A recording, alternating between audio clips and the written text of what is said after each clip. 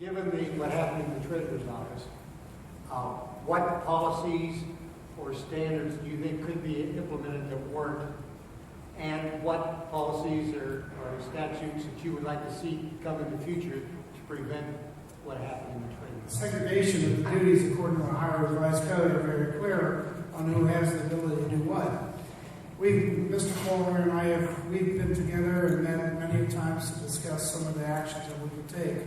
We're right now currently writing a program or writing a policy that we're looking to hopefully get the commissioners to sign off on that will give us the independence on the bank statement without taking the chance of risking the segregation of duty between the auditor's office and the treasurer's office.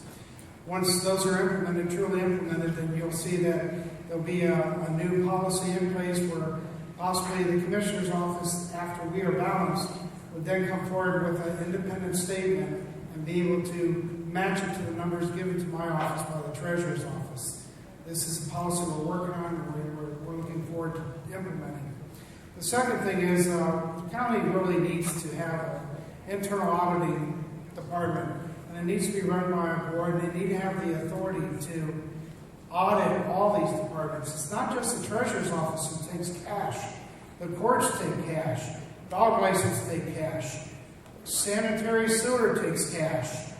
We need to make sure those internal controls are in place throughout the county, and we need to find out somehow legally that we can get in there and be able to audit those books. I had conversations with the state auditor today about asking them to start rotating and spending a little more time in those departments. I've outlined several months ago and in correspondence with the repository and the public the need for duplicate statements from the banks. It's, I guess, still appalling to me that here 18 months after the problem was really realized that we're still struggling to get those controls and procedures in place. Conducting a thorough cash handling policy and procedure audit across the county is important. That's a priority for me. It's been a priority since I decided I was going to run for this office, and as well as developing some sort of internal audit department that we do within the auditor's office. You know, the auditor's office is so unique in that it does control all the financial information in the county.